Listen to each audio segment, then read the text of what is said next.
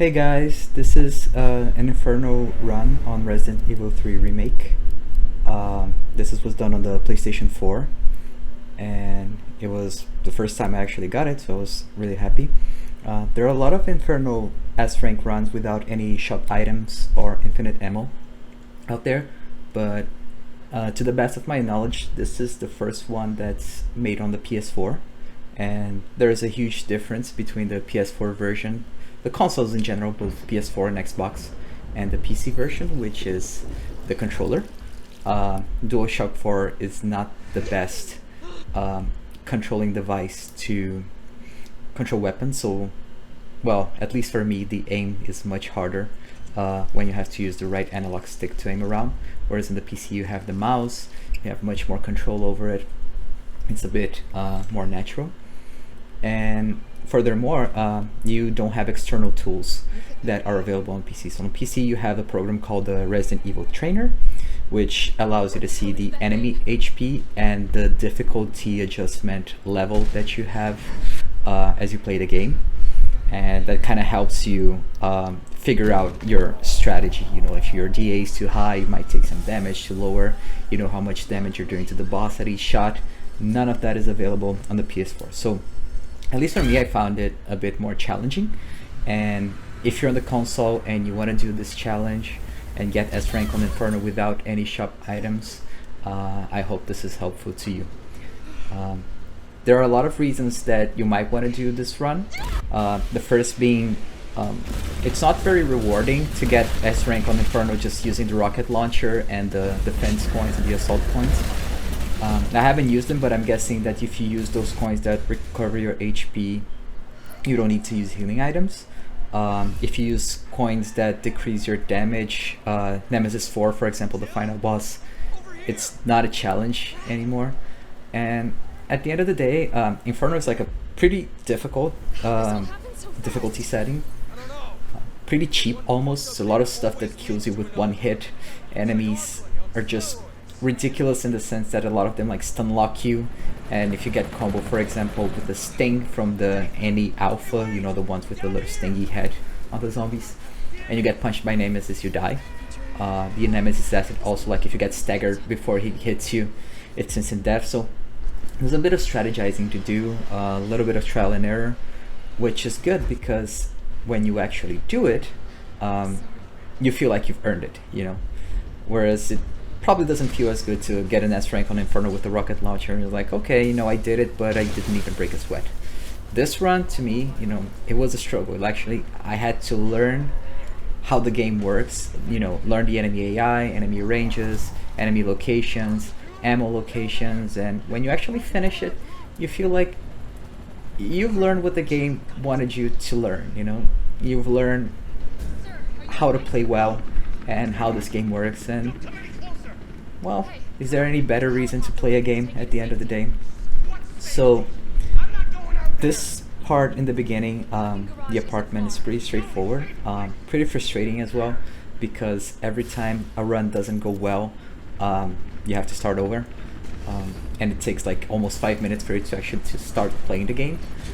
So until we actually get there, I'm gonna say a few words about what to do before doing an Inferno S rank run.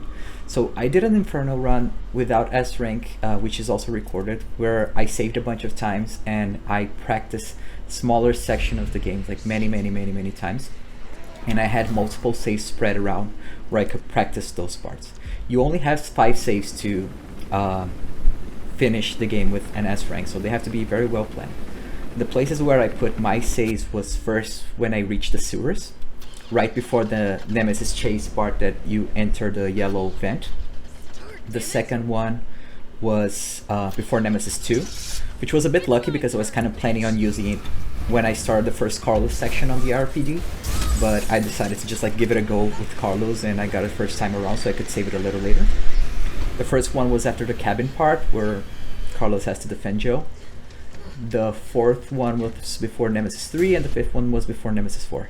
Nemesis 4 probably is a no-brainer. You want to save it before him because the battle is just like cheap and ridiculous that, you know, it's bound to go south and you don't want to keep fighting Nemesis 3 all the time, every time you fail. So the other 4 it's kind of up to you.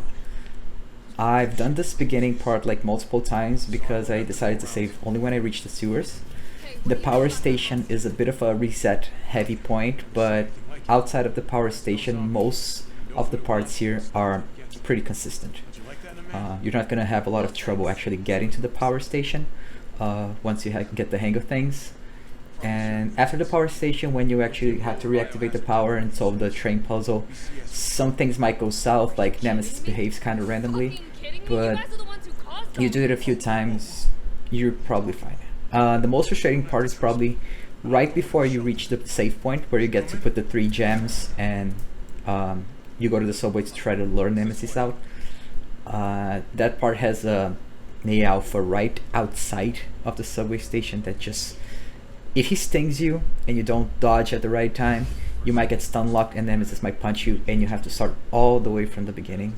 That happened to me a few times, and at this point, like, you see that I've made a lot of mistakes because at this point I just wanted to get it over with, even if that meant just getting there by using a bunch of healing items, which is exactly what I did.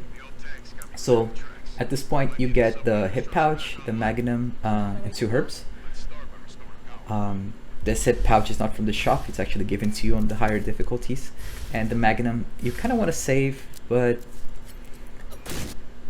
you're probably way better off just using more magnum ammo than what I did. I wanted to save a bit, but I ended up like with so many high grade gunpowders at the end, which I didn't even use, which was a bit of a waste because I actually worked to get those. So this flash grenade, you can use it on the zombies here, but some people like to save it for later. If you actually manage to pass those zombies, which there's a specific line you can practice, you can use it on rocket launcher nemmy, or you can use it on the power station. There's some handgun ammo there. I wasn't aware of it until I saw some videos that showed me that. Here you can triple dash because you get the cutscene, so you save some time. And here you want to lure those zombies onto the barrel and shoot the barrel so you get all 3 of them. Makes things a little easier when you go back next time around. It doesn't take too long for them to come over. You get the gunpowder here.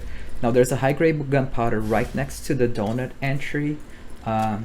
You don't necessarily need to get it now, you can get it on the way back, but I feel like it's safer to get it now because when the zombies are up you don't know where they are. And it's less consistent whether or not you're actually able to get it. You can also get it when Nemesis is putting the alpha on the zombie's head, like after you activate the power station. It's up to you. I just got it now to just get it over with, because I knew I was gonna forget it if I didn't put it on my route right at the beginning. This box can give you either a green or a red herb.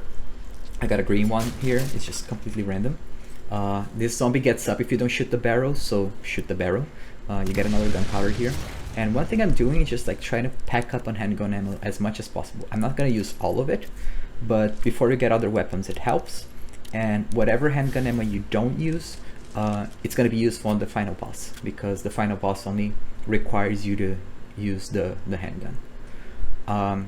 There's also a scope here. I take it because, again, PS4, I have the aim of a stormtrooper.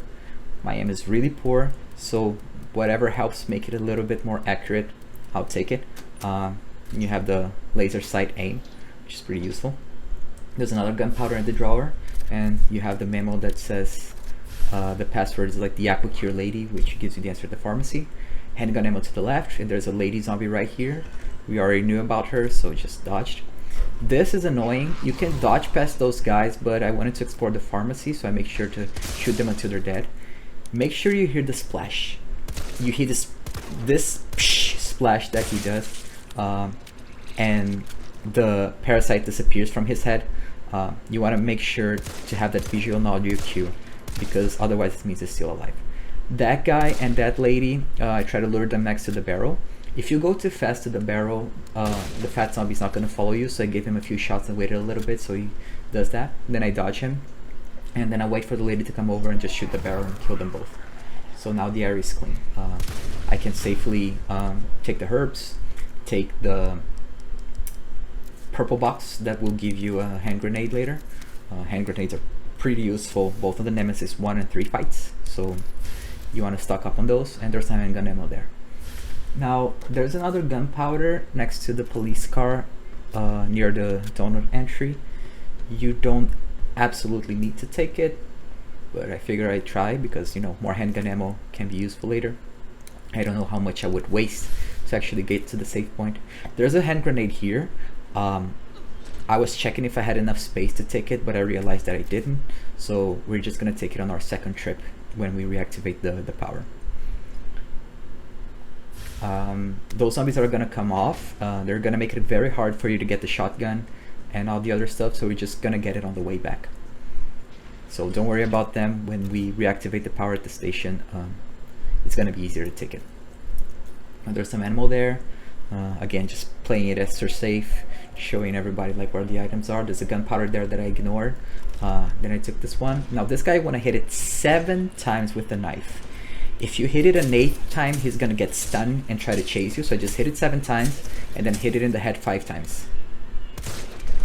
Actually 4 times, I missed 1 shot. So 7 stabs to the knife and 4 handgun shots to the head. He's dead. There's an item box there, no save point unfortunately, but even if there was a save point, we weren't going to use it because it's too early. We can do more. There's a green herb there. I carry those around just in case, you know, the dogs get me on the way to the power station or something goes south and I just don't want to reset right away. Major rule of thumb on Inferno is that use heals. If you need to use a heal, just use a heal. You have plenty. It's better to save ammo and take damage and just power through some sections than using heals, because the good news is most stuff kills you with 1 hit anyways, so more often than not you're not even gonna need the heals. Now this is a bit random. You see the zombie right to the right, the one that lunged at me, if you were to get the gunpowder, he would probably be a problem because he couldn't get stunned by the electric wire. So it was a good thing to just have gotten the gunpowder beforehand. Now we put out the fire. There is a bit of a speedrunning trick here when you get the bolt cutters, which is you can just aim your camera to the door, get the bolt cutters, and then you can dash and you can skip the part which says it's someone in here. I messed that up completely, so you know I wasn't able to skip it, but if you're able to do that, more power to you. Some shotgun shells right at the front, and there's some handgun ammo where the dead guy is to the right, so make sure to get that. Now this dog part is a bit tricky, but if you know the right positioning, it gets pretty much consistent. So you want to stay to the left of the wire of the electric spark, right behind those crates. Wait for the dogs to get very close to you. They pass the crate, you shoot it, and then you get to shoot them there. I was a little too early, so one of them didn't get stunned, but because he's just like right in my angle, I get to shoot him. Now here, if you're skilled, you can just like dodge past those guys. It takes a little practice, but because it takes so long for us to actually get here, I figure I'll just play it safe. So if you shoot the back of their heads 3 times, each one, they just fall down and they're dead for good. They don't have a lot of HP, so you know, if you want to be ultra safe, make absolutely sure you get to the power station. Just do that. Again, me with my stormtrooper aim, I just take my time to guarantee that I actually get the shots. I mean, we have a lot of handgun ammo, but that doesn't mean we can just, you know, make it rain, go crazy on it. We want to save a little bit for those rainy days. So with that done, you know, pretty smooth sailing here. There's a gunpowder inside a box, and those boxes is worth opening because if you're lucky, there's a very rare chance that they give you a first aid spray instead of gunpowder, and if you can stock up those first aid sprays, then that's great, you know. There's a lady zombie right here. You kind of learn to timing to dodge her as you go. And there's a fat zombie on the stairs. If you hug the right, you don't stay directly in front of him. It's a bit more consistent to dodge as well. That goes for every zombie actually. If you don't stay directly in front of him and just like lunge a little bit to the side, you get a more consistent dodge. You have more time to react when they actually do the lunge animation. Now here, put out a lot of space because we need space for 4 herbs, and we need space for the lockpick, and we need space for the second purple box that will give us the shotgun stock attachment when we go back. So I get the lockpick here. You can triple dodge here because the cutscene cancels her recovery. You always save time when you triple dodge in places where whatever happens cancels your animation. So even if you're like triggering some cutscene, or if you have to hold something like the power outlets or the little red energy things at final nemmy, you want to triple dodge. Now this is the most random part in the game. Now what I can say here is, as you will see, I played horribly. I got extremely unlucky, and yet I continued, and that was no problem. I used all my heals at the power station. If you're unlucky, that's gonna happen to you as well. I would suggest you keep going. You know, you have way more heals moving forward. There's a lot of sections that if you practice enough, you can do it consistently with no damage. So I would suggest use up all your heals. Just make sure you get out of the power station in one piece. So I got off to already a terrible start here because I used the heal and I got slashed, which put me in caution. If you're on caution, you're at one hit territory. One more hit here, I would be dead. So you never want to do that. So I'm going to use another heal before I go up. At this point, my mindset was like, I'm going to try to get into this door, and if they kill me, then so be it. This is already going badly anyway, so it's not a big deal if I have to reset. I've probably done this like a couple dozen times until I actually got to the final part, so what's one more reset, right? So you can triple dodge here. I got this luckily because I was gonna dash anyways towards the power station, and he stung me again. It's pretty annoying, the fact that you can't do anything when Jill is done turning on the power. Like, she just stays there and you just gotta eat the damage if that happens. So I'm down to one heal here. Still insisting on going on. At this point I'm trying to shoot them, because if you shoot those guys once, they go away. But when there's multiple of them, I'm like, alright, might as well just, you know, back off. But if more of them are coming from the other direction, it gets a little messy and confusing, and I'm like, oh my god, this is all over the place. Yeah, you see that this isn't pro play at all. But I persisted, you know, I just kept going back and forth, eventually they'll let you go. If you have a flash grenade here, use it in this third one because they get stunned. And this fourth one is easy because you can just shoot this electric spark and all of them die, so they give you an easy time here. But as you go back, they might hit you. So what I always do is I mash the dash button when she's done pressing the power, just in case some of them is about to charge at me. So we made it out. So as you notice, I've used up every single heal that I had. I have a few extra in the item box, but that's not a problem because what matters is you make it out alive and you make it to the next save, however many heals you need to use. So next is the nemmy part. I listen to the conversation, so the time freezes. Whenever you're listening to a conversation at the radio, the time stops, which, you know, 2 hours is plenty of time, but if you can save a few seconds here and there, why not, right? You want to make it safe, play it safe. Worst thing that could happen is you just like beat nemmy 4, you get to the end of the game and you're like a couple of seconds over 2 hours. Horrible feeling. You might have to backtrack to an earlier part of the game and do them faster, you know, all that stuff. It's just not fun. So here there's some handgun ammo, some more handgun ammo, and a gunpowder. Again, just making sure I have all the ammo that I need for the final boss at this point, where you get so much of it. Future me will thank me that I did this, so I don't have to keep picking up the ammo that spawns at the boss fight.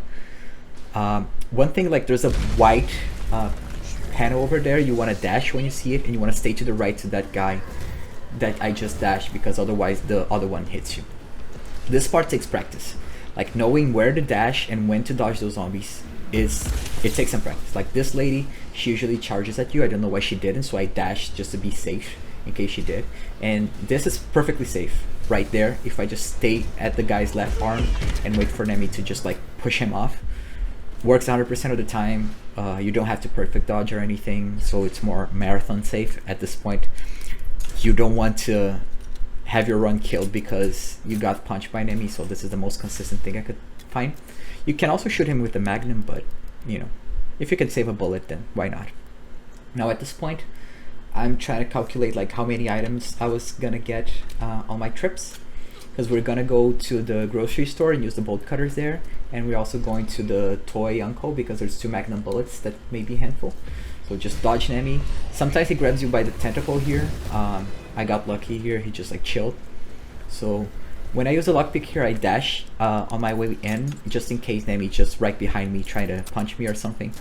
He despawns instantly when you go in, so when you go out he's not there anymore, but he spawns right there. If you triple dash, you get to use the bolt cutters, and he's gonna be probably behind you, just about to punch. If you dash again, it's perfectly safe.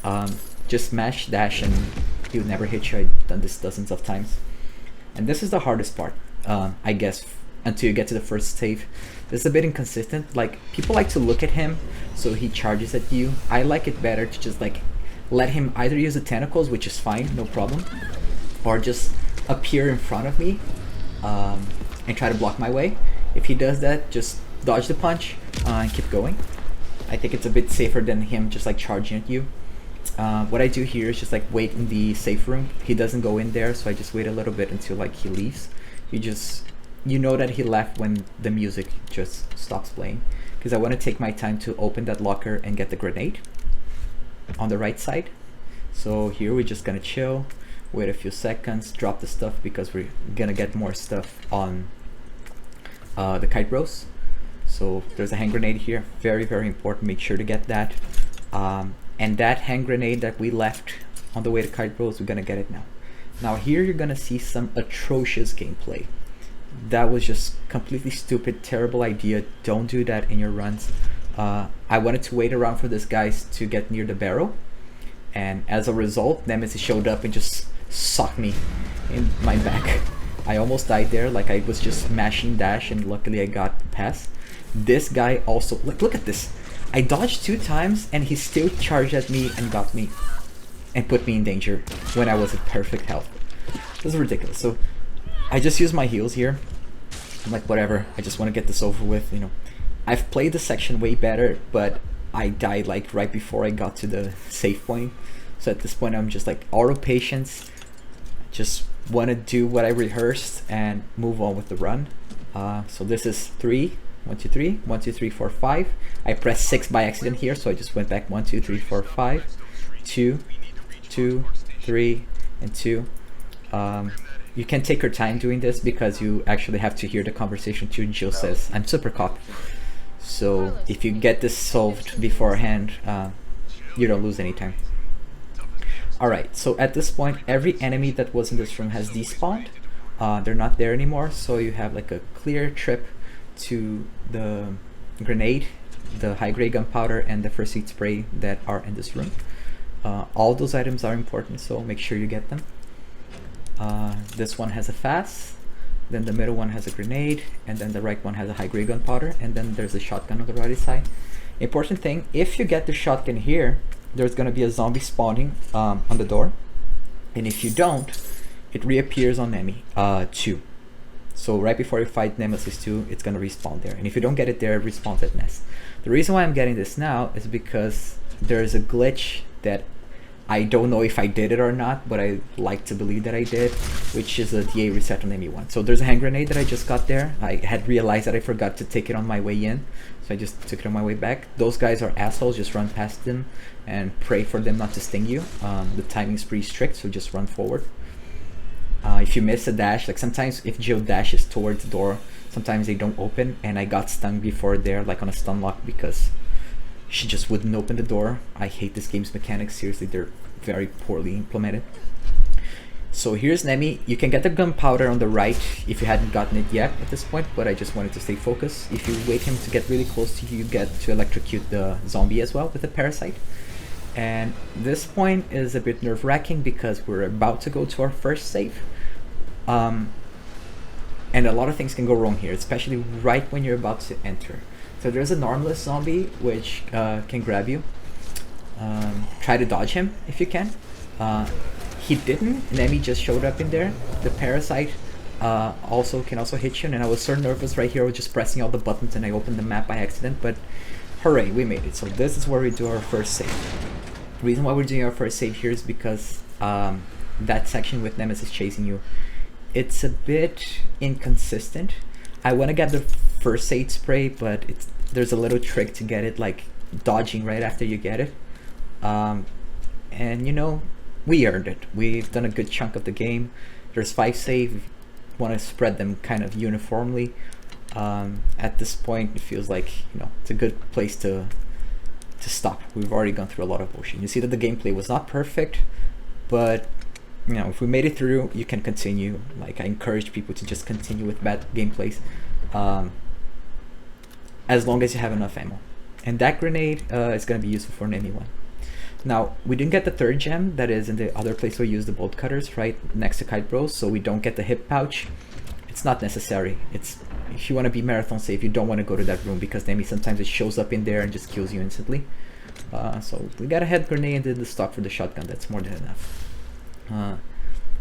It had been a while since I've used this save point, so here I'm just trying to figure out what I needed for the sewers, so I don't have to, you know, work too hard. I kept the spray there in case Nemesis punched me.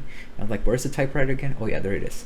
So we made our save there. I was trying to decide like where to use it, you know, which save I wanted to override my standard run, and that's it for the first section.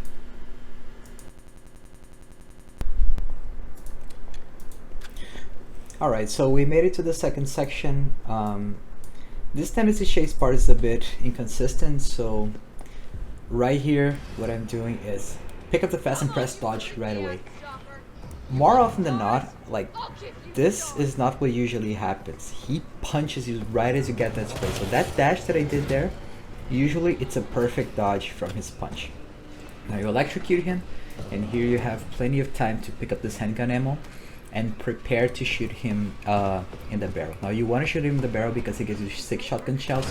As soon as he enters your field of view there, you shoot him, and now you have plenty of time to go to the vent. Now my strategy for Inferno was the following: grab every single shotgun bullet that you can to save for nemmy 3. Nemmy 3 takes a lot of shotgun rounds. You will see that I came in with 30 rounds and I got another 16 in the battle, and I almost ran out still. So getting every shotgun shell is important. Luckily, I'm here to show you where each one of them is, so that you can add it to your route and you have a bunch for the final fights and have a much easier time. Here you have a red herb, some handgun ammo, and some shotgun ammo. And here you want to have your inventory practically empty. So I took off my ammo and I picked up the shotgun. You will see why the shotgun is important. There's 2 ways you can do this. So there's 2 zombies with the parasites in their heads before the gammas. You absolutely want to kill them, otherwise it's very inconsistent to run past them.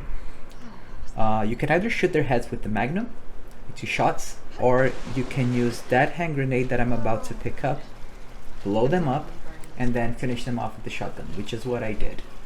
Now there's a little cue there that I used to know when they're gonna spawn. You see there's gonna be a brick to the right, this brick right there.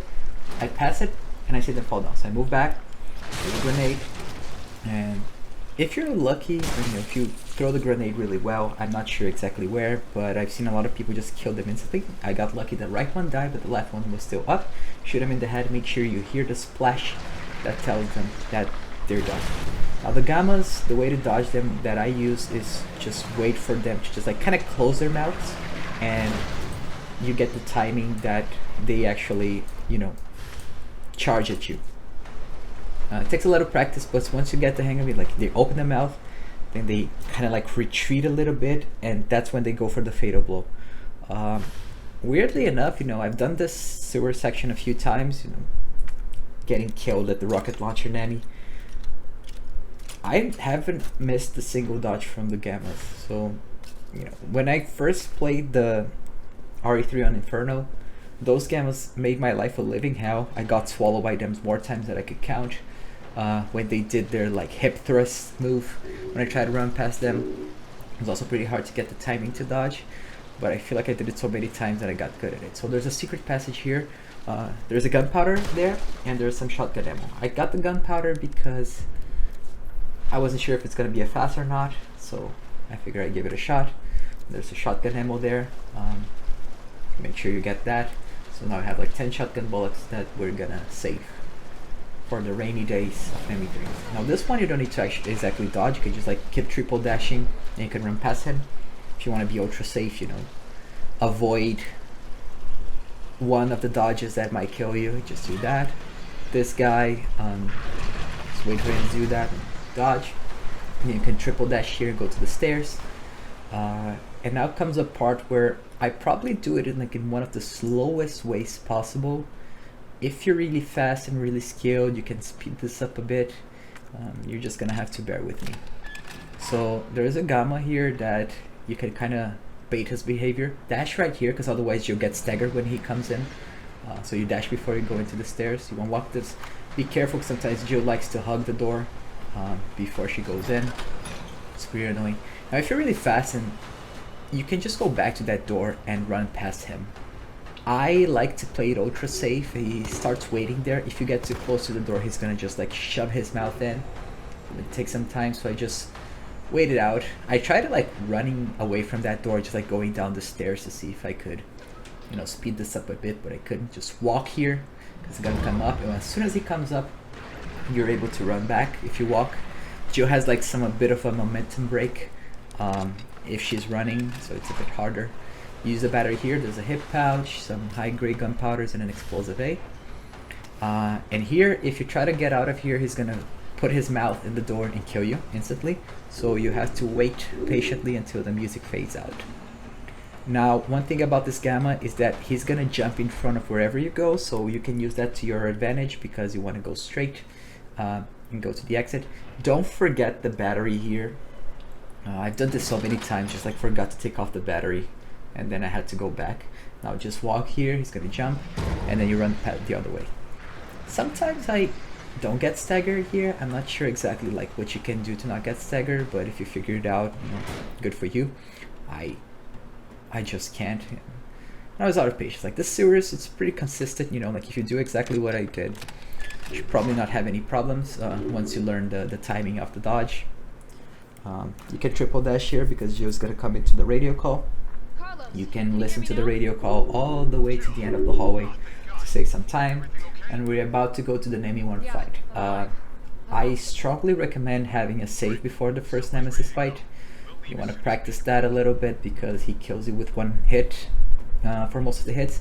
And there's a lot of items there that you want to pick up, so you want to strategize it in a way that allows you to pick up those items. So dodge that guy.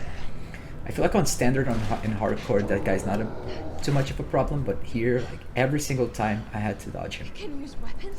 So there's an explosive A and some herbs here. You don't need to really clear your inventory here because we're gonna have another item box coming right up, and there are no items going up, so you can just keep going. This zombie that is right in front of the stairs, he's a dick. You can't run past him without dodging, but I can't figure that out, so to be absolutely sure, just mash dodge when you're behind him, because otherwise he might grab you. Here you go all the way up. There's a little bit of a chasing scene, very exciting. Push on the logs. So I'll say a few words about the first Nemmy fight. So the strategy is shooting with the Magnum, throw a hand grenade, and before he recovers from the animation from getting staggered from the Magnum, you shoot it with the shotgun. So there's a glitch in the game that if you hit him with the shotgun before he recovers, the game assumes that you missed a bunch of shots and resets your difficulty adjustment to the minimum. So every dodge that you did, every item that you picked up that made the difficulty increase gets forgiven. Now I have no idea if I did that right. I think I did, because usually I walked a little bit before I used the grenade, and you know, I don't see people do that, so I kind of feel that I didn't. But I did some other stuff to make sure that the TA was low, even though I couldn't see it. Now here what you want is 3 grenades. We have 4 so far, if you pick all the ones that were on your route. Then Magnum and shotgun. You need like 2 Magnum bullets and 1 shotgun bullet and 3 hand grenades, and that should be enough.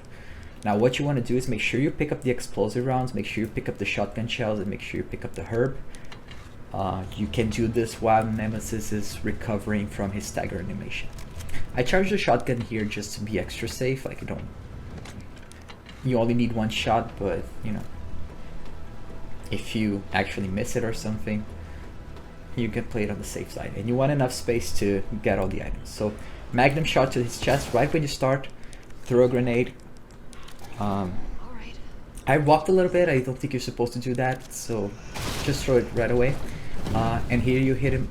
Okay, so I definitely did not do the DA damage because I had to dodge his hit, and I think that breaks the glitch. So get all the items. There's some explosive rounds there. You can triple dash because she gets the recover gets cancelled when you open it. And he's about to charge at you. You can throw a grenade, 1, and you throw another 1, 2, and at this point he's like 1 magnum shot away from death. I didn't hit his heart, so that required 1 more shot, and there he is. There's a herb here, don't forget to grab it. If you're next to the explosive rounds box, it should be pretty easy to get that. I don't know why I skipped this radio call. I guess I've done this so many times I was kind of impatient to hear the whole conversation, but ideally you want to skip the call right here when you get the handgun rounds. Now here's a bit of a joke of a part in the game. You have the parasites all around. They make this part pretty difficult.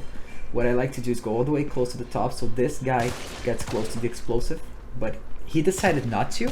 Usually he crawls forward next to the explosive and I can hit him with the explosives. He was refusing to die, and I was really annoyed because I wanted him out of the way because I wanted to get the high grade gunpowder. He was just not having it, so I was like, whatever, let's just, you know, roll the dice, see if I can make it pass without him stinging me. So I got a little lucky there. There's a high grade gunpowder right next to the RPD. Sadly, you can't visit the RPD as Joe because reasons, I guess. When you go back now, you know, you can usually just walk past him, but now I was in kind of an uncharted territory. I wasn't really sure what's gonna happen. If you practice enough, you can dodge those things by the sound of it.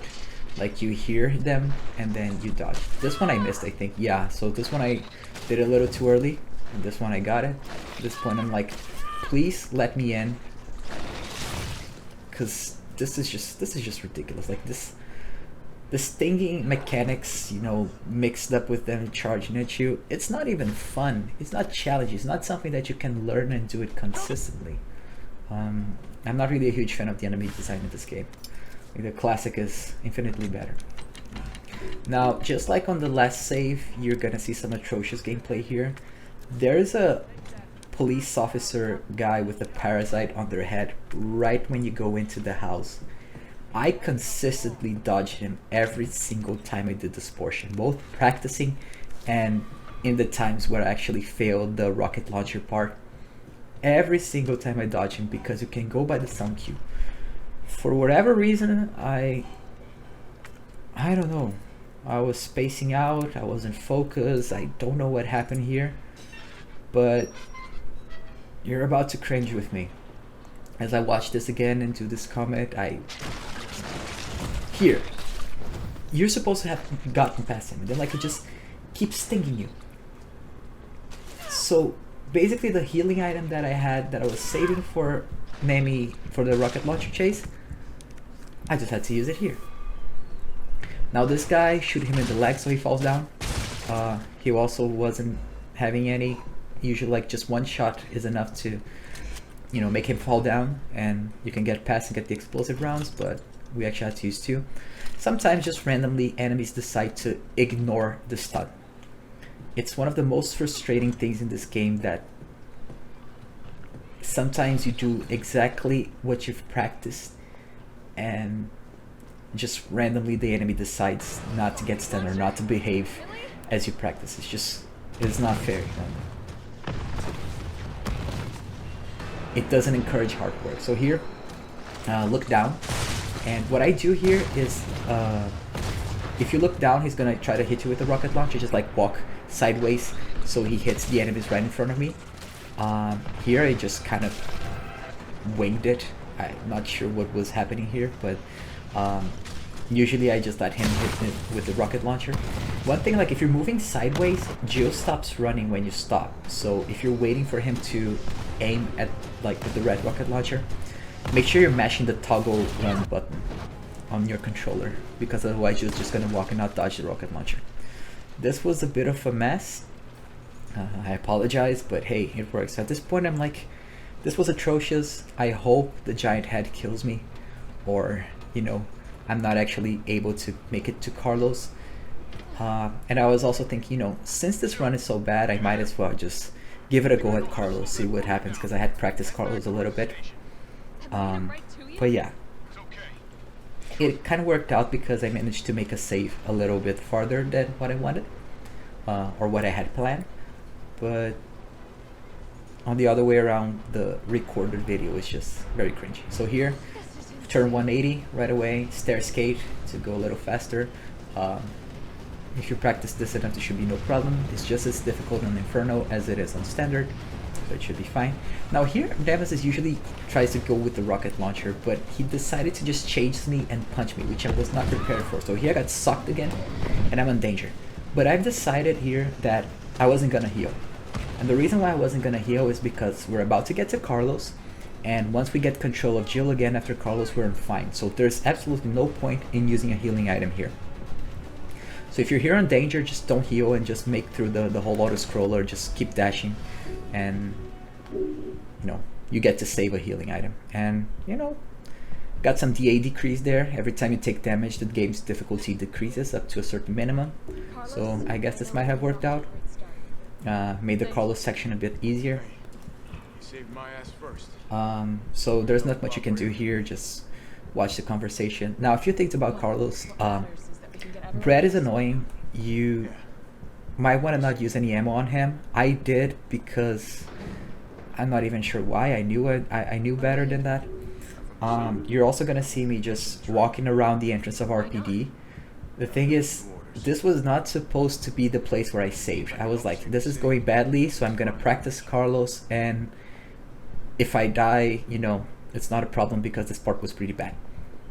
But I actually managed to get past Carlos. So you gotta see me exploring RPD, looking for items, because I used a lot of handgun ammo on Brad, and I wanted, on Standard and Hardcore, there's some handgun ammo on the upper floors of RPD, and I wasn't sure if they were still there on Inferno, and I made this trip so you don't have to. There is no handgun ammo on the upper floors of Inferno, so you know, we're just gonna make do with what we got. Now here's the part where you can take a little break if you want. You can watch the animation, see Mikhail calling Nemesis the shitbird. It's pretty fun. And Nikolai being a dick and leaving everybody behind. They also get the best line in the game, keep your head screwed on, Romeo. And then we get to meet Zombie Brad. Now we go back. Completely ignore Brad. He does not chase you past this door, so you can just stay behind this door and shoot him, and he's not gonna go after you. We just go in here to get the Stars card, because we're gonna use that to get the scope upgrade for the assault rifle, which on PS4 is particularly important because, again, Stormtrooper aim. Scope makes it helpful in the cabin section. Now here, I try to play safe. I was trying to like hit his legs and stun him. I was supposed to just like run past him when he did that, but I was like, can you fall? Can you please fall? And he was just like not falling, so I'm like, okay, whatever, you know, just gotta go back. When you go back, he forgets that you exist. So he was just not falling. I was just trying to figure out if I was actually able to make him fall. So now you know you can't make Brad fall. Best thing you can do, just punch him and run past. You know, not worth using any ammo on him because he comes back when you get the battery anyways. So not worthy. So here, it's a little bit of a time loss because I went to explore the upper sections. Don't do that. There's really nothing. But we get to reminisce a little bit about Resident Evil 2. You know, a game where you can't dodge, but at least zombies are way nicer to you. They get stunned at headshots, they will get stunned at leg shots. Those were the days, for sure. Yeah, I should have listened to Tyrell here. This is just complete time loss. But I will say this. Try to get as many items as you can on RPD, because whatever you get here will help you later. If you're able to pack up on heals at this part, you're gonna have a much easier time at the cabin section. at the hospital. So I actually managed to do that. So after I'm done, you know, exploring and wasting time, I get to go back, and it's a shame because you can't skip that part. So we just have to listen to Tyrell saying this. Search and rescue mission is really more like find and detain. Right, good to know. I'll open the shutter so you can get through. Call you if I find anything, I think. You stay here and find out what's been going on here at the station. Stay here if I find out what's going on. Oh, yeah. Hey, be careful. Yeah, you too, man. Now, I was like, should I save here or should I not? You know, I was planning to kind of like just get the scope here at the left side and save, but I was like, oh, let's give it a go. Oh, what's the worst that could happen? So scope, and I had practiced this section a little bit before actually managing to get here. What the hell was that thing? The hardest part is to just kill all the zombies at the RPG entrance before the storage room, because you want to clear those zombies out to have a clean trip when the lickers come back.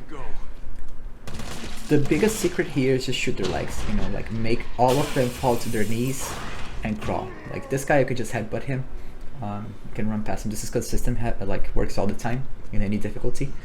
Grab a fresh grenade here. There's gonna be a herb, and then Tyrell calls you. If you want to walk all the way to the entrance to the door during the radio call, you save some time.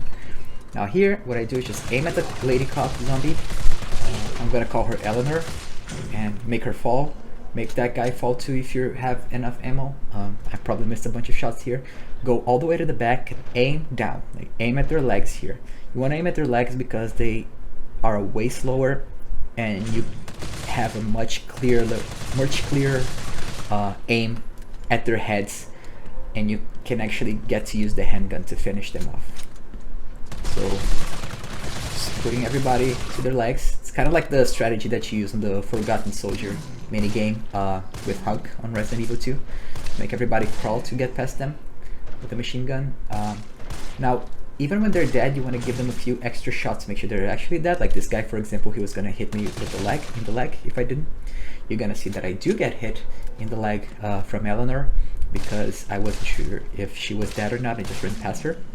So here we're using the handgun as much as we can. The more handgun you use, the more assault rifle ammo you save. If you want to use the knife instead to make sure that they're dead, you can do that too. I would suggest not using the knife to actually finish them off, because they may lunge at you. So what I'm doing right now, don't do that. Not a good idea. I realized that, so I just went for the handgun. You see that head shooting. If I can get a headshot with them crawling, you can get a headshot too. It's really that easy. So I wasted all my handgun ammo because I was stupid on Brad, and Eleanor decided to bite me here. I think it was right now. Yeah, there you go. Completely avoidable damage if you're careful. So just kill her. This guy's gonna come in. You just shoot him in the leg as well. Same thing. Except that we don't have any handgun ammo anymore, so we just shoot him in the head with the rifle. Do not go left or right when you go out here, like for the little box on the left, because if you do, two zombies are gonna get up, and you know, if you can avoid killing two zombies, then why not? So there's some assault rifle ammo, right there at this closet too, handgun ammo, and I have no idea why I was this stupid, but I just completely skipped the hip pouch. Like there's absolutely no reason not to take the hip pouch there. I was just dumb, and I only realized that when I was at the hospital and I was trying to figure out why my inventory wasn't going right. So I'm shooting them there to make sure they're actually dead, because if they're not, on your way back they're gonna be up, and because you need to walk past the lickers, they might give you a little trouble because they're gonna charge at you while you're walking. You can't dodge them. So again, this guy, shoot him in the head as much as you can. Give it a few slashes to make sure that he's actually dead. Putting up a little bit of a fight. When he does the dramatic, you know, arms to the heaven animation, you know that he's dead. So there's some ammo and some red herbs to the right, some handgun ammo as well. There's a Fatal Frame reference in the dark room. I think if you look at a camera, he says something like, what is it again that he says? If cameras could kill those things, I'd be set. So I think that's a little bit of a reference to Fatal Frame. I didn't skip this call because I save a few seconds going up. Now this guy, you want to make sure that he's dead. I got some handgun ammo, so I figured I'd use that instead, and that made me waste a lot of time because 1, you see how atrocious my aim is, and 2, he starts chasing me, whereas if I got the assault rifle and just shot him in the head until he was dead, all of this could have been avoided and I could already be going down. So big time loss there. Good thing we actually have time to spare. So for this next guy, don't remember where, yeah, I did the same thing. Just kept shooting him with the handgun. Now you gotta feel clear headshots when they're down, but as they start going up it gets a little harder. So, you know, just settle with the assault rifle and there you go. Now there's random stuff here, can be either herb or assault rifle ammo. I got lucky. DCM is the password here. Some more assault rifle ammo. Now on the way down, you cross your fingers that every zombie is dead. Like, they really have a tendency to troll you and not all of them be dead. And if they're back up, what you do is just go back up the stairs, try to lure them back up the stairs. Lickers do not go upstairs. So if you're in the staircase and just shooting at the zombies, nobody's gonna charge at you, it's perfectly safe. I was pretty sure that I had killed all of them because I checked. So here I'm just gonna walk, hug the right wall on the curve, and it should be safe.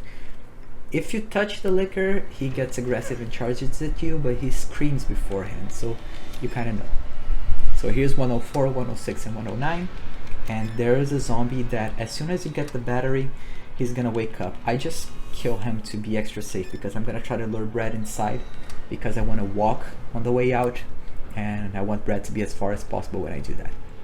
So open all the doors. You want to shoot him before you get the battery so he doesn't get up. So just, yeah, realize that I was out of ammo, just mash the assault rifle. Now you see the dramatic animation, just grab all the stuff, and at this point I was full. Just discard the key. Brad's gonna show up, and just be patient, wait for him to come in. You don't need to waste a single bullet on him. If you want, you can actually tackle him and you can leave the room a little faster. This guy was not dead. I luckily didn't get hit here, but make sure he is dead. Give it a few slashes with the knife. Now here you walk past those guys. Lickers can't hear you when you're walking unless you're kind of close to them, then they're starts like kind of following you. You can use that to lure them to other places, and once you hit the stairs, you're good to go. They don't do damage anymore. Now you want to get the flash grenade at the restroom. CAP is a password just like in Resident Evil 2. Every password here is the same as in RE2. There's the green herb to the side, and here I was deciding whether or not to use the green herb because if you don't use it, Carlos will be fine on the hospital on the way back. So you could save a heal here if you don't, but I was like, maybe I'm not gonna make it past. Actually, I actually didn't use it, so there you go. Save the green herb there. So use a flash grenade here. As soon as the pale head storms out, you always get the perfect punch here, because when they're stunned, you get the perfect punch. So you take that to your advantage. There's some pale heads with parasites there. If you just pretend that they don't exist, they don't do anything to you. If you're fast enough, there should be no problem. Use the stars card here. So the only three things that exist in this room on Inferno is the flash grenade, the assault rifle ammo, and the red herb that I'm about to pick up. That's it. There's nothing else. You can shoot the dartboard. So Carlos, there's a little Easter egg with Carlos says like, "Kids still got it" or something. And Tara was like, "Let this be a message to all dartboards." So at this point I was like, okay, I made it past Carlos, so I guess I earned a save. And good thing I did, because I tried to fight Nemmy, you know, after I saved, and I died right away. So I decided to do a little trick here with that save to be more consistent. So you see that Jill's on fine here. So we were in danger before we got control of her, and we saved a heal because we didn't heal. So just keep that in mind. Whenever you lose control of Jill, that goes for the Nemmy 2 battle too. If you end the battle on danger, don't heal, because she's gonna be on fine after you save her. This is kind of a reference to the OGRE3 as well. Grenade launcher here, it's usually at the sewers, but if you don't pick it up at the sewers, it's going to be there. Yeah, so the HP recovery is a reference to OGRE3. On OGRE3, like after you give Jill the vaccine when you come back from the hospital, she's also on fine when you gain control of her again. So here I'm kind of like trying to prepare for the nemmy battle, like trying to think about what I needed.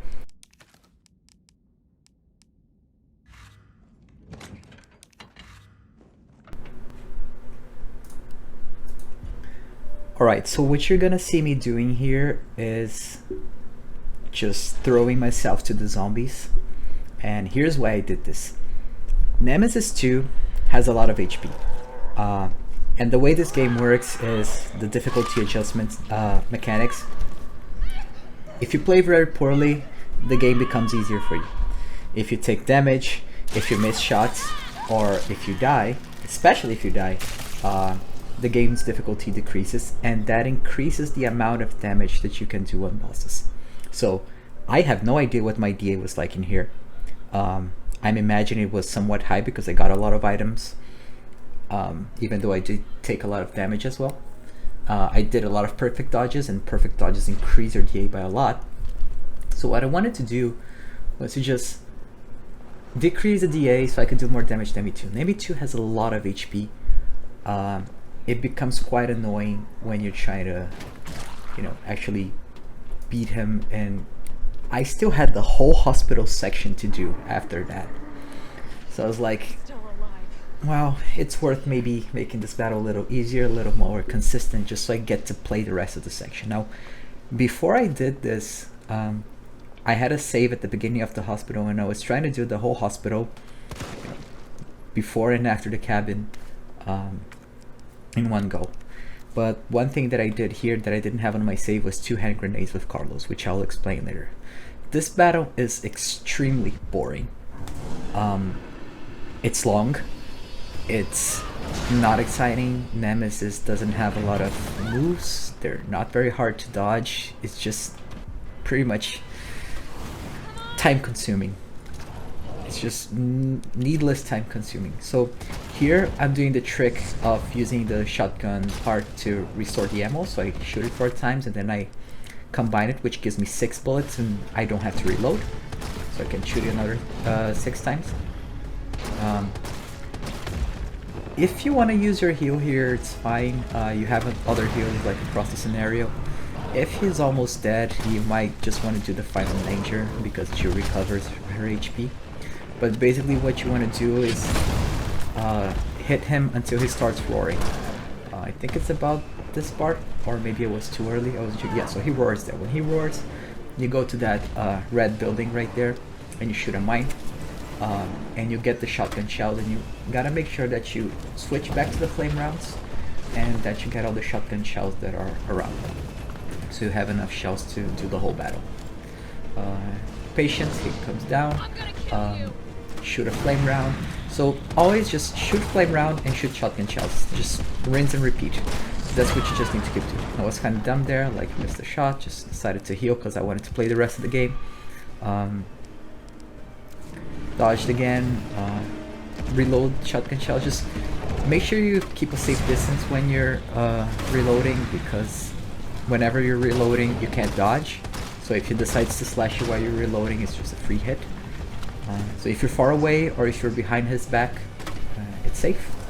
Okay, I'll switch back to the flame rounds. Every time you shoot a mine round to the wall, switch back to the flame rounds. It's kind of a rule of thumb. You don't want to shoot a mine round by accident while he's on the floor. Just keep shooting, shooting, shooting, shooting. You see that I wasted almost all my shotgun shells here. It's just ridiculous. The amount of ammo that Nemmy 2 and Nemmy 3 take is it's not even fun. Using another mine round there. And it's just rinse and repeat, you know. This battle has like no thought process needed. Like, you can do this on autopilot and you'll be totally fine. So I basically just wasted all my shotgun shells there. I try to avoid using the mine rounds, the extra mine rounds from the police car, just because I want to save them for the nest part of the game where you try to get the vaccine. They're pretty useful for the hunters. And now I'm pretty much out of ammo. So I didn't kill him on the last shot. I decided to just go with the handgun. It's just how ridiculous that is. I need to stop it in its tracks. And bear in mind, this like with the DA manipulation, we're actually lowered the DA, so either played pretty badly or it just takes a lot of shots and that's it. So I had to finish with the handgun here. I don't even know why I had the handgun with me in the first place, but good thing I did, because otherwise I would have to reset. So get the mine rounds. You have plenty of time to clear the room here, because unlike Nemesis 1, the game doesn't progress until you actually go through the gates. So you can just go and pick up everything. I check the map usually to see if the area is blue. The area is blue, that means that you've already picked up everything. So now we head to the hospital section. The hospital, everything before the cabin is pretty consistent, with the exception of the 2 hunters in the patient room where you get the tape. That part is a little bit iffy. But the rest, you know, if you practice enough, you should probably get it somewhat consistently. On PC, some people have like experienced crashes when you transition between Nemmy 2 and the hospital, which is kind of frustrating because Nemmy 2 takes a while to beat. You want the flash grenades here. You don't need the hand grenade, but you're gonna get another hand grenade, so if you have the hand grenade with you, you're not really wasting any space. So you can hear the radio call until you get to the assault rifle ammo to save some time. I was just like out of patience to hear those calls at this point. You know, I just eat up the few seconds that I lose. So here you just walk past the liquor, hug the right side, should be no problem. And then we're gonna get the tape recorder. We're gonna get to a point where there's a few zombies. A lot of people like to kill them and clear the room. If you stay behind the door, you don't aggro the zombies, they just stand still and you can just shoot them. I felt that this took too long. I was too lazy to do that, so I just ran past them, and we're gonna use a few flash grenades to get the stuff. As you go up, this is like completely clear. Until you get to the hunters, it's pretty consistent and easy. That zombie, he usually doesn't do anything to you, but when we come back as Jill to explore stuff, he becomes kind of a dick, so you might want to be careful about that, or just kill him with Carlos, because every zombie you kill with Carlos stays dead when you come back as Jill, so that's pretty cool. It's a bit of a Leon A, Claire B kind of thing in OG RE2. So there's the grip for the assault rifle, makes the rifle not go up too much when you shoot it. It's pretty useful, especially for me who has terrible aim. So once you go to the courtyard and get the key, you go back up again. Yeah, pretty straightforward stuff. There is a save room, so when you go back there's gonna be a hunter actually. There's a hunter there, but if you go fast enough to that save room, which doesn't have a save but has a few items, you should not be a problem. So assault rifle here, herb, and then there's some handgun ammo on the other corner. If you want to bank some stuff here because you're gonna get some more stuff on the way back, you can. I'm not really sure what I was doing here. So be careful with the hunter. You might want to just go out carefully and see if he's there. I just YOLO'd and went straight to the next room. Now here you want to kill that guy.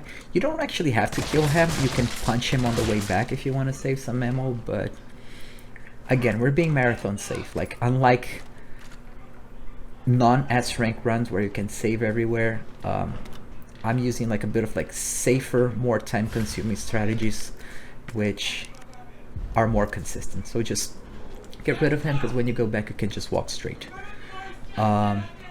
Now as you go out, there's a hunter. A pretty easy, consistent way to dodge the hunter, which is just look up and go to his right side. He's not going to do anything if you do that. Now the other hunter is a bit weird. Some people like to shoot the ceiling to have him like go there instead of go towards you. Usually he doesn't slash you there. I'm not quite sure what happened. And that guy, you have to be careful about him. But if you stay long enough at the courtyard, you kind of like make his AI behave kind of weird. And this is dangerous because you have to stop running and walk, and the hunter might slash you there. So it's a bit tricky. The liquor here, you want to bait him out. I wasn't being able to do that, so I just figured, you know, whatever, let's just go. 93 is the password here. This part is extremely important because it doubles the amount of rounds you can hold on the assault rifle. Not only that, but when you combine it, you restore your ammo. So if you have 0 bullets and you combine that part in your assault rifle, you get 64. Now here I was trying to bait the liquor out. It's a little time consuming, but it's worth it if you want to be marathon safe, which is exactly what we're going for. So when you walk near it, he's gonna try to chase you. So you can have him behind the benches and then just walk forward, and he's 100% safe. Now here we're gonna use a card, and there's gonna be a pale head right in front. There is a very compelling argument to killing this pale head, which is it might storm into the next room, but I just like punched it, which is kind of funny, you know, just the way they fall down when Carlos tackles them. Some assault rifle ammo there, red herb. Now what we're trying to do here is try to get one of the hunters to walk out of the room. The way you do that is just like open the room. He's gonna trigger him. He's gonna start walking around. I was waiting for him to come out. I wasn't sure if that's gonna work because sometimes it just doesn't. So I just kept opening, trying to bait him into doing that. I was kind of worried about this guy, so I started just like blasting on him. Where is the hunter? Oh, there he is. So didn't go quite as planned. If you stay to the right side of the door, when he comes out, it's safer to go in because you don't have the door blocking you. But whatever, it works. Get the tape recorder. Get out of the room as soon as possible. Just YOLO, just run straight. Don't mind anybody else. Don't try to kill it. Don't try to play safe. Just run. Some assault rifle ammo there, and as you go down, we actually got the assault rifle ammo on our first trip here. So what I'm gonna do right now is I'm gonna go to a room where there's a flash grenade and a hand grenade. Now you have the choice to pick them up either as Carlos or as Jill. If you pick it up as Carlos, it's not gonna be there with Jill anymore, and if you pick it up with Jill, if you don't pick it up with Carlos, it's gonna be available for you to grab. I picked it up as Carlos because I wanted the cabin to be safe, and having a second hand grenade there is important. I could have left a flash grenade for Jill. Not really sure why I didn't do that. Would have been the smartest choice. You can leave the flash grenade for her. You can use it in the fuse room, for example, when you're going to the elevator. Once you restore, like to put the 3 fuses, you can use the flash grenade to stun the parasites. It's probably the best use of it. Or on Nest 2, when you're going to get the second part of the vaccine, it's probably a good idea to go to the part with the pale heads and the soldiers with armors. Might have been useful there, I don't know, but not a huge deal, honestly. So we get to see that Bard's dead. It's be shot. But what about the vaccine? Carlos is just gonna keep looking. So check the computer, take the vaccine inside. Now we're about to face a hunter where if you're not fast enough, he's gonna slash you. But the way I do it right now, even though it looks pretty dangerous, I've done this consistently multiple times, which is just run, and before you enter the liquor room, you stop running and just keep walking. He's gonna slash you, but I've never gotten hit by that slash, so I feel like it's pretty safe what I'm about to do there, even though it looks kind of scary. So remember, this room has a liquor, so stop. You see, you know, we missed that shot. That always happens. I don't know why the hunter got mercy on us, but anyways, hug the right wall, the one with the hand and the baby signs, so the liquor doesn't aggro at you. And once you're out of here, you can run again, give Jill the vaccine, and prepare for the cabin section. Now, I've decided that I wanted to save after the cabin. So there's 2 difficult parts in this save: the Nemmy 2 boss battle and the cabin battle. There are another 4 difficult parts coming up. You know, the fuses, the Nest 2 with the vaccines, nemmy 3, and nemmy 4. So it's up to you to decide how many hard parts of the game you want to do in a single save. But if you only have 5 saves, there's at least 2 hard parts that you need to go through regardless. So a few things to keep note here. Bring as much ammo as you can. I have the feeling that ammo respawns here. So if you're running out of ammo, you can pick up some more in there. In any case, shoot the electric crates. The scope is a godsend here because you actually want to hit the zombies in the head to save ammo. The more you're able to hit them in the head, the more ammo you save. Now this spot where I'm in, like right at the intersection of this L desk, is the safest space you can be. The reason is zombies try to lunge at you, throw them across the desk, and they don't hit you. The only way that zombies can hit you in this corner is, one, if they go around, like this guy's trying to do. You see that they try to lunge at me, but he wasn't gonna hit. Or two, if zombies come through that right window. So I am always keeping an eye at this right window at all times, because usually what tends to happen is like we're so focused on those 2 windows, the one with the electric sparks and stuff, we tend to forget that zombies come out through the right side. So every now and then, you know, you shoot a few of them, look at the right side. Shoot a few of them, look at the right side. That, for example, was already like very long. I should have been looking at the right side a few times in between, so I did that. No zombies, all in the clear. You see he's trying to lunge at me from across the desk, not a problem. He can do that as much as he wants, so this is a pretty safe location. If the area is clear like that, sometimes you might want to be adventurous and just go grab some more ammo. When they're trying to go in through the windows, they also are a little bit more vulnerable. They have less ammo, they have less health, so you want to take advantage of that. I was trying to figure out if I wanted to get rid of something to get more assault rifle ammo. Decided not to. Somebody comes in through the right window, you prioritize them as opposed to those other guys because they take longer to reach you. That guy was trying to come across the desk, can stun them with the electric spark. That guy tries to lunge at you because this AI is stupid and doesn't realize that there's something in the way. So this is pretty straightforward until the lights go out. Now here, it's a problem because you want to make sure the area is somewhat clear. The hunter is about to storm out. Make sure you have your first hand grenade ready, and this is why I get the red hand grenade as Carlos, because I can throw 2 of them. Throw it at the side of the door. If the hand grenade goes into the room, it might not kill the hunter. Here I got kind of lucky. The second hand grenade is going to be for the second hunter. So at this point, keep doing what you're doing. Stay at the corner of the L desk. Keep an eye on the right wall. Keep an eye on those guys trying to cross through the L desk. If they really try to put up a fight, you pepper them with the assault rifle. Just patience. Pretty soon there's going to be some zombies with the parasites. Whenever a zombie comes with a parasite, you want them to be the priority. And the rest is just pretty self-explanatory. As much as it's hard to aim for the head on the PS4, you want to do that as much as possible because ammo might be a little sparse. Now, I'm not sure, but I still have the impression that ammo respawns there if you run out of it. If they breach the room, you know, they have to spend a lot of time in the room to actually be a problem. I was considering using the flash grenade here because things were getting a little bit out of control, but I've decided to go for the electric sparks instead. That guy, the one with the beige hoodie, he's the one with the parasite, so he only spawns there. Like that zombie skin, it's only for the zombie with the parasite. So when you see it, you know that a parasite is about to come up. You want him to be a priority to get killed.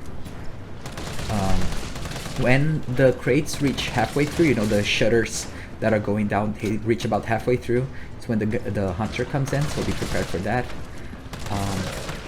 In the meantime, if they're not halfway through, just focus on the other zombies.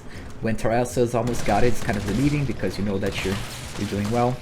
You got one parasite right there. Fortunately, I was gonna say fortunately he was far enough, but it doesn't seem to be the case. Now the hunter there, like I always pause because I freak out and I get a little scared there. You know, if he decided to combo me, probably would be dead. If you're in caution, you want to heal right away. Don't be economic on your heals. You know, Inferno is pretty dangerous in the sense that if you're on caution, you're usually at 1-hit territory. If you kill the second hunter, it's probably a very good sign. I went for the detonator here just to be ultra safe, you know, so I don't have to pick it up like when I go to the other part. This guy's breaching the room, not a big deal. You only trigger that cutscene when you kill every zombie that's breaching the room. So now I already have the detonator and I have flash grenades. And I can also go to the room that the hunter came out through because it has 2 more flash grenades there. So throw one here. And again, you see that I did not need to have that flash grenade, really. I have 2 flash grenades here, which I just wasted because I didn't need them anymore. So if you wanted to save that flash grenade in that room with the card for Jill, that might be a good idea. Just FYI, so if you want to use different strategies, like this was kind of unnecessary. You might have a better use for the flash grenade as Jill. So cabin section, pretty self-explanatory. Have 2 hand grenades here for the hunters, and you should be fine. And for the record, the only 2 hand grenades that exist for Carlos are the grenade in 109 on RPD, and that hand grenade that you can choose between Jill and Carlos.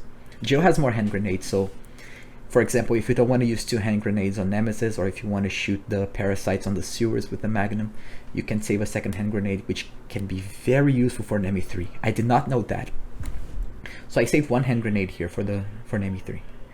So at this point we're past the cabin, and with earned or 3rd save, which is good. Like 3 saves almost at the end, we actually get to use a 4th save before Nemmy 3, which it's definitely very useful. So here we just like kind of brainstorming what I was gonna need for this next part. I've decided to take a trip to the hospital and get every single item here. The biggest reason being because there are 12 shotgun shells in the upper floor, and as long as I'm there, we could, you know, might as well just grab everything else. So here we're gonna take is the explosive rounds. We're gonna use it to kill a few hunters, and that's pretty much all you need, and some shotgun shells. So again, making my 3rd save here, and alright, so for the hospital section with Jill, there's 6 magnum rounds, 6 explosive rounds, and yo, that's pretty much it. They're pretty worth it because the magnum rounds make the pale heads a little easier to deal with at the end of the game. And the 12 shotgun shells definitely come in handy for Nemesis 3, as you will see in a little bit. So here you have the liquor, who doesn't do anything if you just walk. To the left right there, there's 4 magnum rounds. Honestly, if you're not very greedy, that may be just enough to stop and continue at the fuses. But I decided to go for the shotgun shells just because I wanted future me to have an easier time with Nemmy 3, and I wanted to make absolutely sure I wasn't going to run out of ammo. At the end of the day, it wasn't even necessarily because I had a bunch of powders anyways. So there's an explosive B next to bar, which I also ended up not using, but it's there if you want to make some more acid rounds to deal with the hunters. Alright, so hunters take 3 explosive shots to die. What I did here is try to time this to take as many zombies as I could with that round. Hunters don't get stunned for very long, so those 3 explosive rounds have to be very fast, and at the same time you want to look at the zombies around and make sure that you hit as many of them as possible.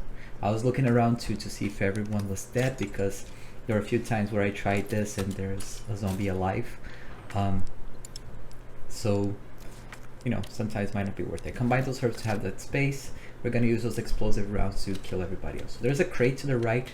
I'm going to pick that up on the way back, and the reason is when you shoot that crate, a zombie aggros, like she falls off of the bed, and if you do this on the way in, on the way back she's going to be up. This guy's a dick. You shoot him because he tends to just grab you there if you're not careful. This hunter takes 3 explosive rounds to shoot. Just be patient. Use the cancel strategy for the grenade launcher, which is if you swap back and forth, you cancel the time it takes for you to put another round. Here there are 3 zombies. I took a little longer than usual for this room because I was trying to group those two zombies together to use just one grenade round, and I failed miserably. So this guy is just coming off. I was trying to bait Eleanor there to come with him, but she was just taking so long. I was like, whatever, you know, that's not happening, I guess. So just went for this guy and used 2 bullets. It's fine, not a big deal. So here it's pretty important to get that lockers. 12 shotgun shells, again pretty useful for nemmy 3. Can't stress that enough. And as long as we're up here, we made it all the way to the 2nd floor, we've gotten rid of the hunter, we might as well just go down through the way where on standard and hardcore the magnum is located, because now we have 2 extra magnum bullets. I mean, you have to go down anyway, so might as well just go down through a place where you get some more items. Squeeze by. So Jill crawls through here. You fall down the window just like Carlos does, but Carlos can get past this room because he is a bulky guy. So 2 magnum rounds here, and that's pretty much all the useful stuff you can get at the hospital. There's a place where zombies storm out of as well. There's some stuff there, I guess. I never really bothered to check. Probably an overkill if you did that. So there's the crate. You see that as soon as I get the handgun ammo, she falls down. There can be a herb there as well. I think it's a red herb that can spawn. Not really sure. But in any case, once you go back, remember that the liquor is there. And I think the most consistent way to go through this liquor is again hug the right wall with the poster of the baby and the hand. That's what I did there. I think it's pretty safe. Sometimes you might touch it by accident and then he goes angry, but if you're fast enough putting the lock pick, you should be fine. I just dashed here because I usually dash. Actually, I didn't this time, but I usually dash just in case the liquor is already angry and is about to slash me. This crate is also RNG. There may be a powder, there may be some handgun bullets, it may be a herb. This pale head's a dick. The most consistent way I found for it not to chase you into the next room is to shoot it in the legs. If you try to dodge it, it's gonna double lunge, and when you open the door, it might chase you into this room and make it pretty difficult for you to get through. I guess shooting it in the legs is the best cost benefit you can get in terms of consistency and what you waste actually doing it. So the 3 fuses is actually pretty easy once you get the hang of it. The only difficult part here is putting the 3 fuses in the elevator, because sometimes the zombies with the parasites in their heads, they don't get stunned by the explosive rounds or the mine rounds or whatever it is that you use. So if you have that flash grenade that you didn't pick up with Carlos, this might be a good idea of where to use it. In any case, I have a hip pouch coming right up, and here I play kind of horribly because I had done this a few times and I still didn't have like the plan completely clear in my head.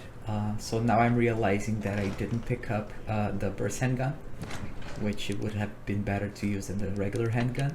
And then when I go back again, I realize that I haven't gotten the magnum.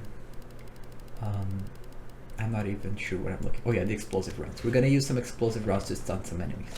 And I'm gonna make another trip back when I realize that I don't have the magnum with me. Yeah. So that's a bit of a time loss, but it works out pretty well.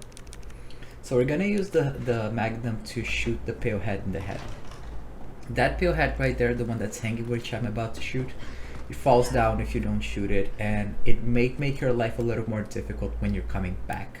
So you want to avoid this altogether. We're being marathon safe here. Every strategy we're using, we want to use them. We want to keep the strategies that work all the time, consistently. We don't want any risks, especially if we have to do the whole hospital section again, the whole fuse section all the way at the end. We still have the whole nest 2 to go. It's a lot of stuff, so we want to make sure we use strategies that work every single time. Now here we're about to go to the Gamma Hunter part, but before that there's 2 crates. All the crates are RNG. We can get handgun ammo, shotgun ammo, and herbs. I was kind of frustrated because I didn't get shotgun shells here. Would have been very useful if you want to keep resetting until you get them. If you have the patience, it's gonna be useful later. This guy sometimes has the tendency to kill you if you're too fast. This stupid stagger animation, which makes no sense, and it's just a very poor design that you just walk forward and you can get killed by an enemy because of a stagger animation. So you just shoot a grenade round on him, make sure it's done, and you'll be able to consistently go there without any problems. Next up is the second fuse, but before that, once the elevator goes down, you have the shotgun reloader, which you can use to reload 2 bullets at a time, makes reloading faster, and it's useful for nemmy 3 because there's a lot of reloading that's gonna happen there. So we're gonna go ahead and just combine it right away.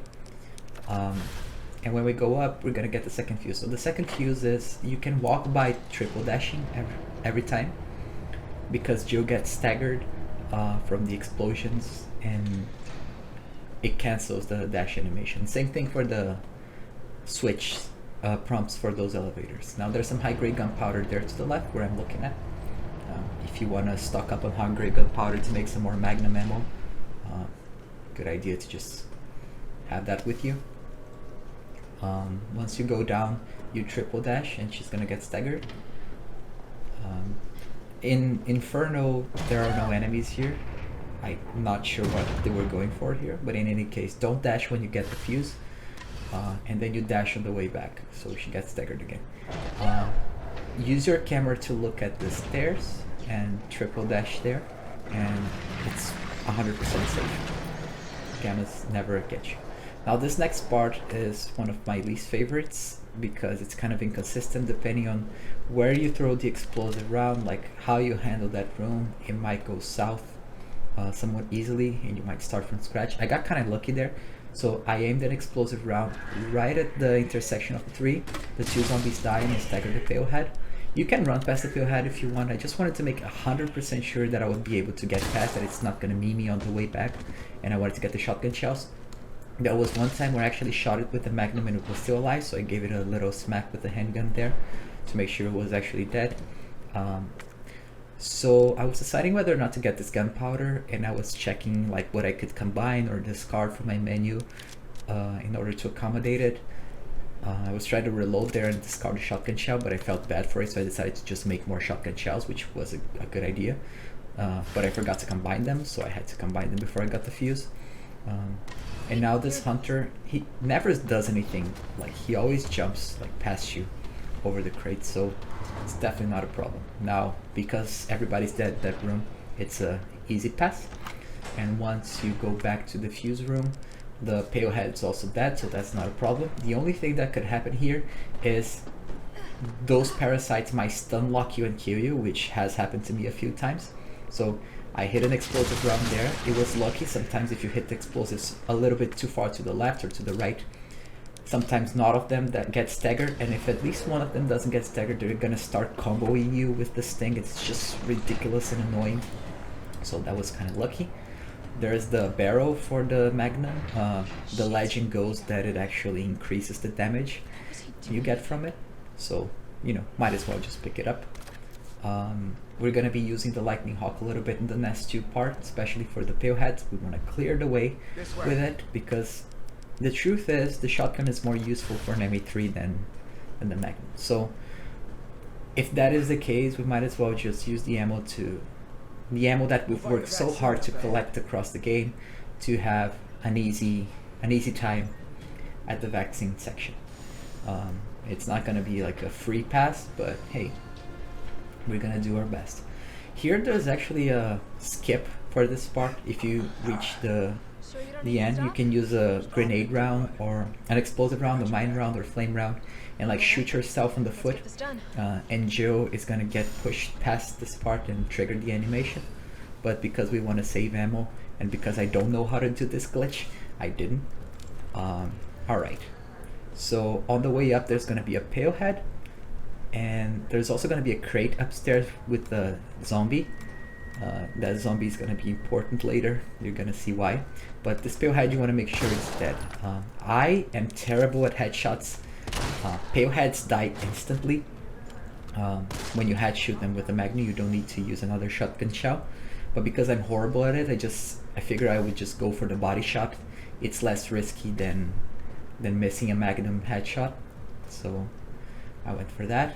Now we're gonna get the USB card, and I was kind of scared here that the palehead was still alive, because the last thing you want is for that palehead to be on the way once you've made it past the vaccines and actually, you know, kill your segment and have you go all the way from the beginning again. So I was just taking a long hard look at it to make sure it was actually dead. So apparently we were in the clear here. I might have taken a little too long to prep here. There's a high grade gunpowder there, there's a herb on the right, and instead of the save point there's a handgun ammo. I'm never really quite sure what to bring here. I bring some mine rounds for the hunters, I bring magnum ammo for the paleheads, I bring some explosive rounds for the armored zombies to stagger them, and I bring the shotgun just to finish off paleheads that I might have not finished with the headshot. And I bring the handgun just for the sake of habit. I didn't know how many heals I should bring, so I just went with 1 or 2, I can't quite remember. Yeah, so I just went with 1. But there's also a fast on the way, so in actuality, if you have space to get the fast, you get 2 heals through this section, which should be enough if you know what you're doing. So this guy falls off to the floor, you can just hit him with a shotgun. Now there's 2 paleheads here. If you're fast, you can head shoot the one that's going down the stairs and then head shoot the other one. I am terrible at headshots once again, so I just killed that one. I guess it kind of counted as a headshot, but this one was just refusing to die, and I wanted to kill it so I would have enough time to head shoot the other one. So this one you can actually head shoot through the space in between the crates. It stands still, so even if you have a bad aim, you can take your time and just focus the aim on its head, which is what I did. And at this point that guy took 2 magnum shots and 2 shotgun shells, and it was still not dead. You gotta be careful with that zombie right there, because it actually charges at you. It's alive, but if you can move behind her, she's not a problem, and you actually get to save some ammo for not shooting her. That guy was still alive. At this point I was out of patience, it's just like whatever, I'm just gonna use an explosive round. It was still not dead, it's still gonna stand up again. So on the way back, I had like a mental note to be careful about it, because I knew that it was gonna do something to me. Now there's a palehead on the right. You want to kill it as quickly as possible because it's gonna grow a parasite on it. I was kind of scared here. I wanted to do a headshot, but I took my time to make sure I was focused, and I got it right. That was pretty lucky actually. Sometimes I tend to miss those shots.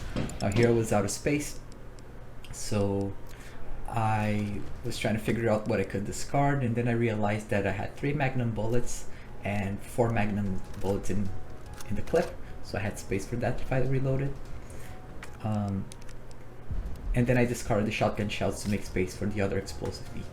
What I should have done is brought an explosive B with me, so I could have combined that other one and have the space by combining with the acid rounds. But you know, you live and you learn. Now Inferno is pretty easy this part because there's no zombie there.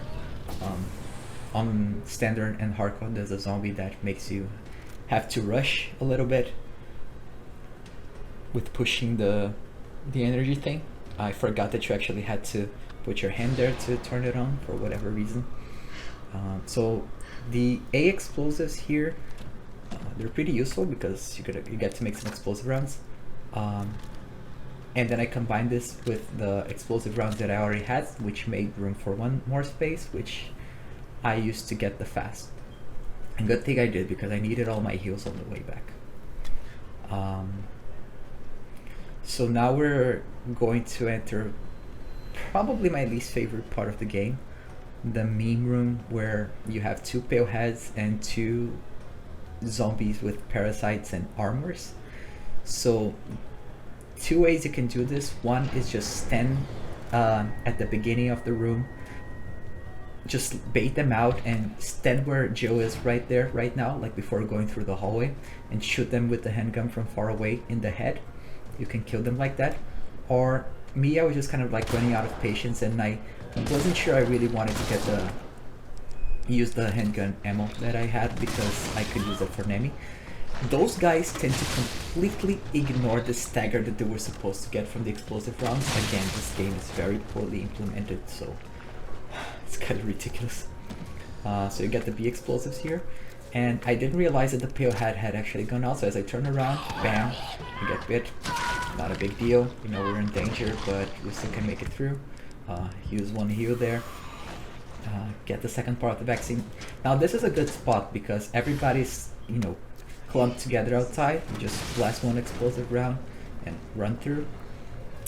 Explosive rounds are your friends here. Sometimes mine rounds don't behave exactly as you want them to, and mine rounds do more damage, and you want to save them for the hunters that are about to come. Now this fight with the hunters was just all over the place. I didn't actually have a strategy for it. I just figured I'm just gonna bring a lot of ammo and play it by ear.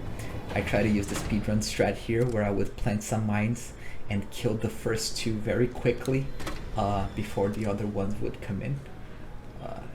Kind of worked, but not really. So I shoot this guy and then shoot it again, and for some reason they didn't die, but that other mine that I planted that was supposed to go to those hunters that were coming off, it exploded on him.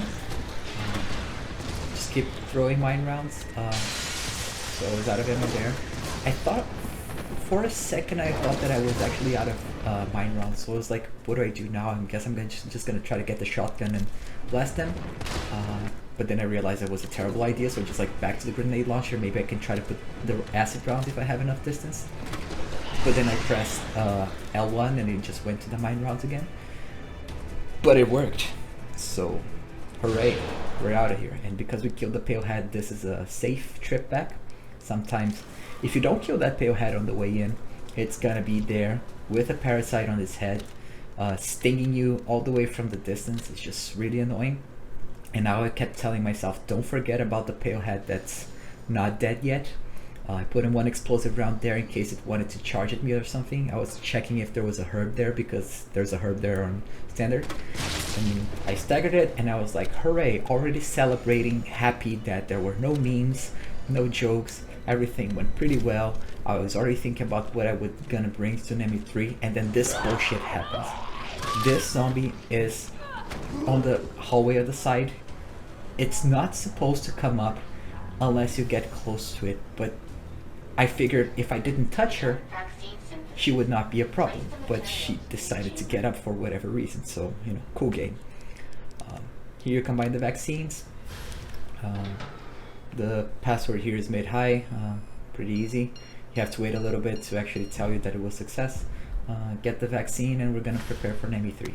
But before that, we get to this like super relevant and enthusiastic scene where Joe is replaying the Metal Gear 4 scene where he's getting microwaved, but you just have to hold forward. Yeah, that was very exciting, I guess. Okay, we made it, hooray. So now we're just gonna put all the shotgun shells that we had. We had shotgun shells collected throughout the game. We're gonna get the flame rounds. Look at how much gunpowder left there was. Like, I was trying to make sure that it was actually like all the shotgun shells that I had was like 24. I wasn't sure exactly what I wanted to do with the gunpowder, if I wanted to make magnum ammo, if I wanted to make shotgun ammo, so I figured I'm gonna save, and then I'm gonna let future me decide, you know, depending on how the battle goes, if I'm gonna try it a few times, figure out what to do with the powders. But the nemmy 3 battle was actually pretty easy, so that was actually pretty good. So I just going back and forth here, you know, kind of like brainstorming, like, should I bring more explosive rounds or should I bring more heals? The vaccine is stuck there, just taking one space. The grenade is extremely important though. You're gonna see why. And yeah, before I save, and that always goes to every part of the game. Before you save, make sure you have the guns that you're gonna need and that they're all loaded, because if they're not, and you have to practice the battle multiple times, you have to just keep reloading the battle, and that's really annoying. So that's our 4th save. Now we're gonna go to Nemmy 3. In Nemmy 3, basically it's the same thing as Nemmy 2, except with a few more zombies. On PC, there is a strategy where if your frame rate is constant at 120 frames per second, he always goes to the same tanks. They're not random. Now, when I recorded this, I had fought him a few times and I was noticing that he was always going to the same tanks. So usually I just keep following him to see where he goes, and I have a super hard time trying to figure out, you know, where he is, or especially when he jumps across the room. It's kind of tough for me. I don't think that fast, and he doesn't spend too long on those things. So here's what I did. I noticed that the first time he was always going to tank 6 every time I tried and didn't finish, and the second time around he was going to tank 2. Now here, you want to throw a hand grenade. That does a lot of damage to him, or so I've heard. From the PC playthroughs and stuff, apparently if you throw a grenade before he starts going, he's almost at phase 3. So if you have an extra hand grenade here, and you want to toss it at him, that might be a good idea. So there are 16 shells there, like at the south part of the map. You grab those, and now you see that I have like 25 plus 6, 31 shotgun shells. I was trying to figure out if I really had used that many shotgun shells already, because we came here with 24 plus 6, 30 shotgun shells, plus 16, 46, and I'm already down to 30. So I was like, okay, so I have 30 to finish that off. Now, he went to tank 6 like I expected, because in my previous 2 fights he was always going to tank 6. So I tried to blast him here with the Magnum, but I got burnt. Again, great game mechanic. Not really sure what they were going for there, but yeah. So at this point I usually knew that the zombies were getting close to me, so I just shot him with a shotgun and kind of hoped that Nemmy would be a homie and, you know, take care of them for me. I messed that up there. Probably my DA was not too high because I messed up a bunch of other parts, so, you know, I got excused and didn't get killed. You see that the reloader is really helping there because the reload time was pretty fast. Now I see that he's going back, and I'm already looking at tank 2 because the last 2 or 3 times that I fought him, he was consistently going to tank 2.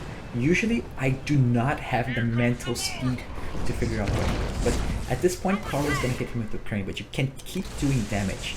Like, you can hit him with the flame rounds, you can keep shooting, you're doing more damage here as you go. Now this might be a reason why ammo was so tight, because maybe the shotgun shots weren't doing as much damage from a distance. I don't know, but the point is, it wasn't dead yet, and I had no idea how far off I was. So with 3 flame rounds left, I missed one there, just shot right under him, tried to hit another one, that one worked.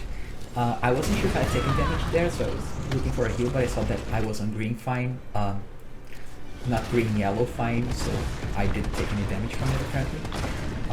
The 3rd time he goes around, he probably is not going to stop at any of the tanks because he's already at low health, so you just gotta be careful and dodge at the right time. This was kind of bullshit because I tried to aim at Nemmy and I aimed at the tailhead instead, and I missed the flame round that could have been very useful. And I'm like, at this point, you know, I'm just gonna keep shooting, and hope that I have enough ammo, because otherwise I'm gonna have to finish him off with the handgun. This is ridiculous. Tailhead can be very annoying. I thought I was out of ammo there because of all the zeros, but I realized I still had like 8 bullets left. If I hadn't gotten that dodge, I would get killed, and you know, he's dead, so, you know, hooray. And notice that I only had like 1 or 2 bullets left from the shotgun, so all the ammo that we've piled up throughout the game actually was used for this battle, which was good because it gave me a little bit of an easier time. If I didn't have enough ammo, I could have always used the high-grade gunpowders, combine a bunch of them to make some magnum ammo, and bring the magnum ammo with me. But in any case, all that's left now is Nemmy 4, which, if you're doing this for the first time, probably Nemmy 4 would take you longer to beat than the rest of this entire game. This battle is cheap, this battle is ridiculous, this battle is not well designed at all, but somehow I kind of find it fun.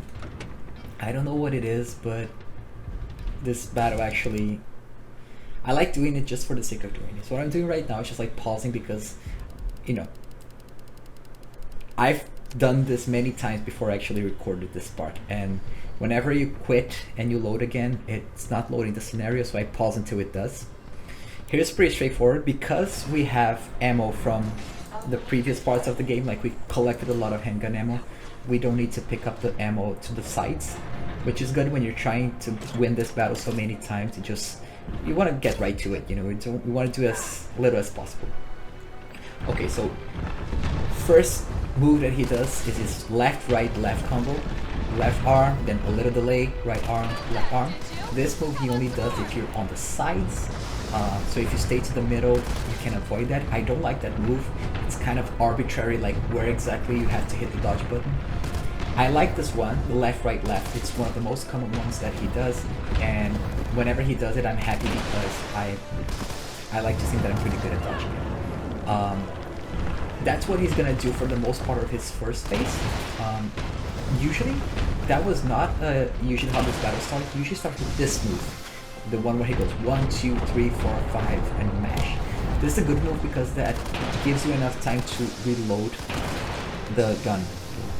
His next move usually takes a little while. And you want to be careful where you reload here, because if you reload when he slaps you, you're dead, you can't dodge. I always go for this crate first because this one is the hardest, the one that's the farthest from the railgun, and I don't want that to be the last or the second to last. If I wanted, like, if things are supposed to go wrong, I want them to go wrong right. That was pretty lucky because usually, like, Jill can be staggered by the acid and die. This move is bullshit because he stops either at the 5th, 6th, 7th, or 8th move. Like, he changes the timing. If you dodge at the wrong time there, you're dead. So you have to pay very close attention when he's gonna stop and do this little pause before he's dodged. It's just total bullshit. This move is cheap, and I really don't like the way it was designed, especially because it kills it one hit. But you get the hang of it. So I went for the second one here, and now all that's left is the third one. You can actually two-cycle him if you're really fast. I have tried this a lot on console, and I cannot for the life of me get the timing of the two-cycle. This move where he does the big slam is actually really good, easy to dodge, and gives you a lot of time to hit the middle post-use. This one I like too, because it gives you a lot of time to hit several of them. Then he's going for the traditional left, right, left. And I'm always paying attention if he's going to do the right arm wombo combo, where he tries to throw you at the 5th, 6th, 7th, or 8th move. There it is. Like, I'm always paying attention, like, if he's gonna do that, because if he doesn't do that, whatever other move he does, it's easy to dodge. So I'm always happy. Now, I told to myself that I was not gonna reload unless he did that move. So 1 plus shield, all of the plus shield. But I got pretty lucky there. I got greedy, you know, I wasn't sure if I had enough time to shoot the second one, but I did. Usually you always want to triple dash to get to the powers sources, and this one, like, the timing is a little strict. If you're too slow to get to the railgun, you might die. So just aim the camera and triple dash and cross your fingers. So I made it there on time, fortunately. And yeah, now we just get to enjoy the animation. I was not enjoying this at all because I was still nervous about the Nikolai shot at the end. Because I really didn't want to do this battle again, so I really wanted to take my time and make sure I got the shot right. But when you win this battle, it feels really rewarding. So at this point, I'm like, alright, don't mess this up, don't mess this up, don't mess this up. I think this is always the feeling that we have. Unless you're doing speedruns and stuff where you've done this so many times that you're pretty confident that you're gonna get it. But I wasn't, you know, I haven't finished this game enough times that I was confident I was gonna get the Nikolai shot, and again, my aim is atrocious, so I was like, maybe this isn't the end of it. So fortunately I did, like, first time around, not many problems. I've actually only seen the animation where you fail the shot when I intentionally missed the shot just to see what would happen. It's pretty fun. If you haven't done this, I recommend you doing that. You can't shoot inside of there, you can't aim, so you just gotta wait. But as soon as you go out, if you're tight on time, you can just triple dash here. It's the fastest way to go outside.